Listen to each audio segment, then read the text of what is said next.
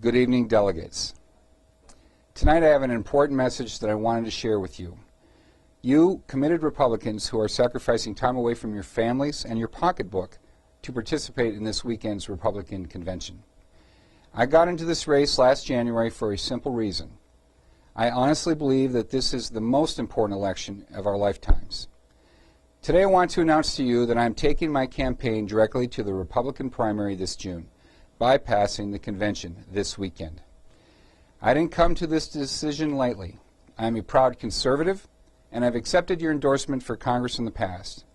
I can't tell you how honored I was to have had those endorsements. This year, though, I think it is important to take my campaign directly to the people all the way to the primary in June. This election is too important to leave to the establishment, who are all too comfortable with the business as usual in Washington, D.C. All you have to do is look at the presidential primary results to see that the people of North Dakota want more than just the usual go-along to get-along Republican. Over 75% voted for a more conservative option than the establishment-endorsed candidate. You know, when Ronald Reagan was elected in 1980, he knew that government was too big, spent too much, taxed too much, borrowed too much, and took away too many of our freedoms. The entire federal budget when Reagan was elected was less than $700 billion, about half of the annual federal deficit today, and less than the infamous debt ceiling increase my opponent, Congressman Berg, voted for just a few months ago. The federal budget is more than 5 times as big than when Reagan was elected today. The entire national debt was less than $1 trillion. Congressman Berg's vote last year to increase the federal debt limit is resulted in nearly $3 trillion more in federal debt by the end of this year alone.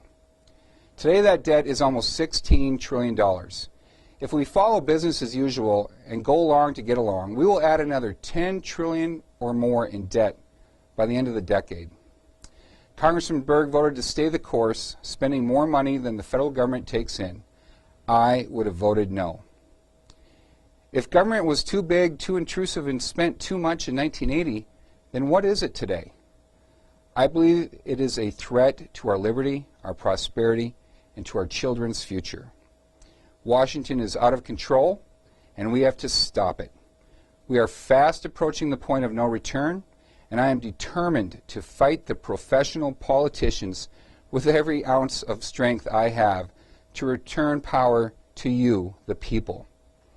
I'm running for Senate to rein in government. And I worry that Rick Berg's vote to increase the debt limit shows that he won't stand up against the Washington establishment. The party bosses are already uniting behind Rick because they think he's a safe choice. He's someone who doesn't rock the boat. Well, I think we need to rock the boat. I think that if things go on the way they have been going on, and we do nothing to change course, the boat will be destined to capsize. We simply can't stay the course and survive as a free and prosperous country. Ronald Reagan said it best when he warned against timid politics and timid ideology. Instead of sticking to a middle-of-the-road candidate, he called on Republicans not to raise a banner of pale pastels, but bold colors, which make it unmistakably clear where we stand on all of the issues troubling the people. I believe North Dakotans want a change from business as usual, and I believe that if they have a choice in the primary, they will vote for that change. And I intend to give them that choice, and that's why I'm running in the primary.